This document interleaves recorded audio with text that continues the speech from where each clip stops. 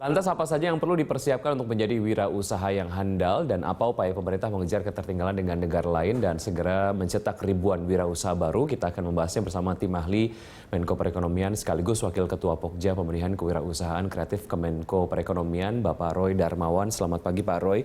Pagi. Terima kasih sudah hadir di studio kami hari ini. Kalau kita kemudian bandingkan dengan jumlah wirausaha di Malaysia, Thailand dan juga Singapura, Indonesia belum 50%-nya gitu ya, 1,65%. Kalau negara-negara yang lain seperti tadi disebutkan sudah 4%. Penyebabnya apa? Apakah memang secara kemampuan untuk membaca market belum terlalu baik atau ada permasalahan dalam hal akses permodalan misalnya? Yang paling menentukan adalah entrepreneurial mindset atau cara berpikir entrepreneurial. Ini belum dimiliki secara menular dan mendalam di masyarakat Indonesia. Yang kedua adalah masih terlalu banyaknya mitos-mitos kewirausahaan. Ya, antara lain yang memandang bahwa keberhasilan itu bisa dicapai apabila mencapai tingkat pendidikan tertentu, usia tertentu, jenis kelamin tertentu, dan juga orang-orang suku tertentu yang memiliki kemampuan menjadi wirausahawan. Entrepreneurial mindset ini adalah serangkaian cara berpikir yang built-in dalam diri seseorang sebagai cara berpikir yang relatif permanen, antara lain selalu mampu melihat peluang, pandang bahwa kesempatan itu dapat datang tiba-tiba dan sekaligus juga dapat hilang secara tiba-tiba.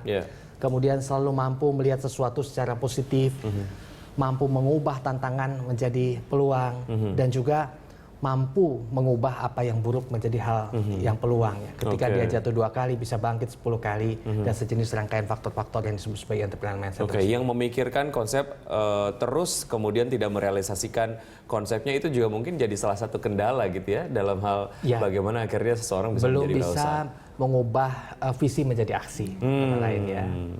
Ketika kemudian permasalahannya adalah itu, apa yang dilakukan oleh misalnya dari asosiasi atau mungkin dari pemerintah gitu ya, atau teman-teman pengusaha supaya memang besok masyarakat Indonesia sudah tidak ada lagi nih permasalahan terkait dengan pola pikir bagaimana akhirnya bisa menjadi wirausaha.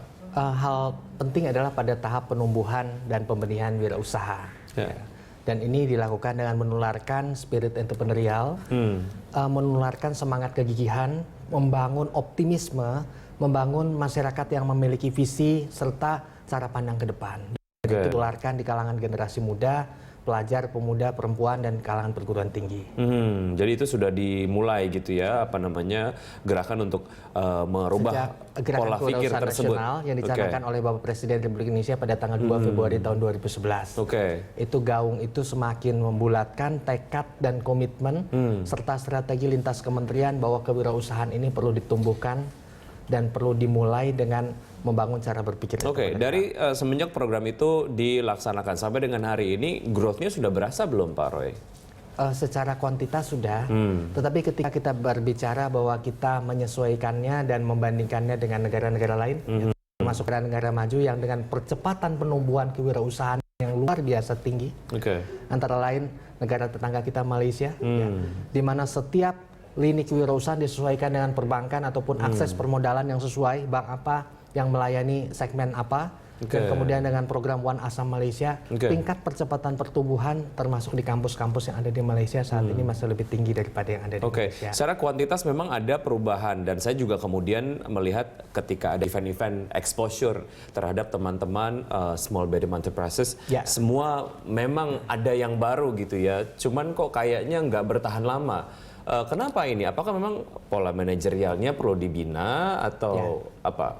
Salah satu yang perlu kita pahami betul adalah ada 3 hal yang menentukan bahwa kewirausahaan yang terpatri dalam small medium enterprise ini bisa bertahan. Yang pertama tadi entrepreneurial mindset, yang kedua adalah kemampuan manajerial dan juga skill yang terkait kewirausahaan yang dibangun. Beberapa faktor ini ketika belum terintegrasi dan secara paling optimal, maka dia mungkin belum bisa bertahan. Bahwa ketika seseorang berani memulai usaha dan memulai new startup itu adalah tahap yang baik. Ketika tidak bertahan dia mungkin akan mundur sedikit, mungkin akan ganti usaha, tetapi ketika sudah terbentuk dengan keberanian itu, maka ia menemukan cara-cara formula yang paling manjur untuk sukses di wirausaha bidang tersebut, maka ia bisa meningkatkan new startup menjadi startup yang established. Oke, ya kita akan lanjutkan Pak Roy usai jeda. Pemirsa tetap di Dialog Market Corner.